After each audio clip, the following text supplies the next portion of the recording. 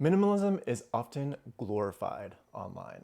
My journey into minimalism started with reading a ton of financial books. There was The Rich Man in Babylon, there was The Millionaire Next Door, and I kept hearing about the concept of it's not about how much money you make, it's about how much money you keep. That kind of initiated my obsession with retiring early and saving my way to riches. Everything has a cost, and that applies to minimalism as well. I think that it's important to highlight the potential downsides so that way we can make a better informed decision. I'm going to highlight 5 main issues that I've experienced through this minimalist journey. And I'm going to talk about what led to my change in perspective. In this video, my intention isn't to give advice. It is to share my experience in the hopes that you will see this and it will provide an aha moment that you need. Problem 1, social divide. As the only minimalist in my social circle at the time, it was kind of isolating. Sometimes people didn't really understand why I valued quality over quantity. And one other thing was that I was a big window shopper. So while friends and family were buying things around me, I usually didn't. It could sometimes appear as a disconnect from reality. When I walked into a store, I would rarely, if ever, buy anything on the spot. Most of the time, it took me several times visiting the store to actually purchase something. And more often than not, I didn't. My justifications were something better might come along, which was one of my fears of consuming in the first place. My future self would probably want this more, so I'd hold it off. Or the XYZ product or whatever, or even service, it just wasn't worth the amount of hours that I spent to earn that money. So I just didn't spend the money at all. For example, why upgrade my iPhone today when in a few months there will be another? I kind of took window shopping to an extreme. So I once waited 6 months before buying like the perfect set of headphones. And eventually it didn't matter if it was a pair of headphones or a piece of candy or even an energy drink at a store. I wouldn't budge. You might think this level of discipline is admirable, and mostly I would agree, until the well-intended delayed gratification turned into a perpetual denial of ever admitting to my own desires. And it led to missed opportunities with loved ones as well. One might say I was attached to the score in my bank account, which effectively cheapened my life. Solution: determine your why. So I get the allure of minimalism is to save money, which it can be a great tool for that. Eventually I started to realize my motivations for minimalism were misguided. It wasn't the minimalist lifestyle that I was trying to achieve, but freedom of choice. Not making decisions based on money or having more or less possessions. Instead, making decisions to obtain a free lifestyle, whatever that means for yourself. Let this serve as a reminder to focus on why you want a minimalist life and what that means to you. Which leads me to my next point: inconvenient. Minimalism is often at the cost of the present. Unless you're a robot, things like comfort and spontaneity and emotional fatigue will get to you eventually. So saving for the higher quality item versus a quick solution can sometimes be a hassle. Like, what happens if your optimized system doesn't go to plan because you're a human? Waking up in the morning and all your underwear is dirty because yesterday you were too tired and you didn't have enough time to do laundry to clean your 7 pairs of underwear. So now, I guess, you're going commando. Or you spend too much time at the grocery store and now you don't have enough energy to meal prep for the week, so you end up going out to eat anyways. Now, these are just examples, like they couldn't possibly happen to me. Solution: in my minimalist journey, I've mostly lived with roommates. Some people might not get the lifestyle because it's not that common in the Western world, but to combat the inconvenience factor, it's helpful to gather resources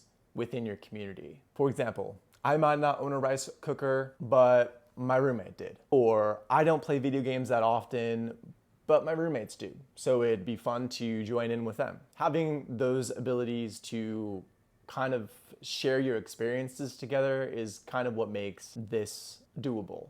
Almost. For me, it's important not to overlook what I could bring to the table in this instance, like providing specific knowledge or cleaning up or maybe paying a little extra for something. If you've gotten value in this video so far, please consider liking and subscribing. Problem 3, overthinking. Constantly weighing the pros and cons can be exhausting. Recently, I was contemplating something. I was thinking about selling my car because I thought it would allow me more freedom, especially since I don't know where I'll be moving next. But when I think about it long term, it doesn't make sense because I might need my car in the future. So it took me a lot of time to weigh the pros and cons to determine if I wanted to fix my car or just outright sell it. Thinking from a minimalist mindset, this can be a lot more time consuming than the regular consumer. This is a situation where rigid thinking is required and is somewhat helpful, but when it starts seeping into less important factors in your life, that's when it can become a problem. For example, things like, what am I gonna have for dinner tonight? Or what am I gonna order on the menu? Or overanalyzing what you're gonna wear to a Halloween party. Just like stuff like that, that's where it becomes more of an issue. These things don't need as much weight when it comes to pros and cons. Solution. Building a system. This might sound counterintuitive considering my point about inconvenience being a problem, although it is just what I needed to stop overthinking so much. So I create a system that, when implemented, makes big and small decisions much easier to manage. The big difference here is keeping the system dynamic. So that way, when little spouts of chaos do come in, you're flexible and able to adapt to them. This one's kind of a three-parter, but they're all under the same umbrella. Impersonal, lacks roots, and inhospitable. For me, this is probably one of the biggest disadvantages of living a minimalist life. The ability to host and express yourself through your surroundings is very limited. I would have liked to host big dinner parties and allowed people to get together at my house, but remember, so this is kind of where I've been struggling a lot because part of my freedom-seeking lifestyle means that I move a lot. And this makes it a little problematic when it comes to establishing roots somewhere, figuratively and literally. Like, I've been a plant dad twice, and I've had to give it up for adoption both times. I'm grateful for what mobility has granted in my life, although I'm starting to reach a point in my life where I'd like to establish more roots. And I know it can be done while maintaining some level of freedom. So if you have any ideas, please let me know in the comments below. I'm very open to your suggestions and would like to have a discussion around this topic. Before I move on to the next problem, I want to give you my attempt at a solution here. This is what I came up with. Build or join an online community. Live with family and friends. Or host events outside of the home. Anti-gifting. This one might be one of the more controversial of the bunch. In the 5 love language theory, I hear a lot of people bashing on the gift-giving language. The topic of gift-giving can be pretty sensitive, so I'm going to tread lightly here. Someone either transitioning to this lifestyle or already holds the values of a minimalist might experience some of these problems of receiving or giving gifts. As a receiver, they might be thinking, oh, what am I gonna do with all this new clutter? Or they might struggle to find gifts for people. In a way, it can kind of sometimes feel like you're telling your friend that you're on this new diet, but then they offer you a box of cookies. I have a very practical bias when it comes to gift giving or around the idea of gifts in general. Mostly I would prefer to offer a shared experience rather than a fleeting item that I know they might only use once or twice, if ever. And when someone gives me a gift that's either an experience or a practical item, my eyes light up. I feel like they actually get me. And when someone really appreciates the experiences that I'm offering, then I consider it a job well done. Solution to the gift problem: communication.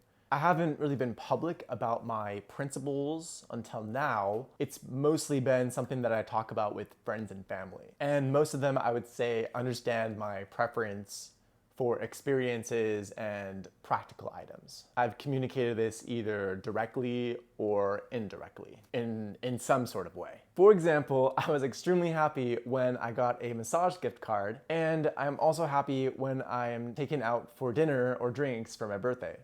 Balancing scarcity versus abundance. I realize that I do have a slight degree of privilege, but it's not always been that way. Let me provide you some background. My mom had me as a teenager, and when I was in high school, I knew that we were on, lunch programs and had government assistance, and we did travel, but it was by car, and it was usually domestic. And the concept of waste was often repeated to me daily. Things like either stay outside or stay inside, and saving leftover items like boxes and containers or jars was not a foreign concept to me. For example, when I'd go to one of my grandparents' house, it wasn't a foreign concept to see leftover jars or the amount of it's not butter containers or like those plasticky containers all over the house that was like full of junk or tools or anything, really.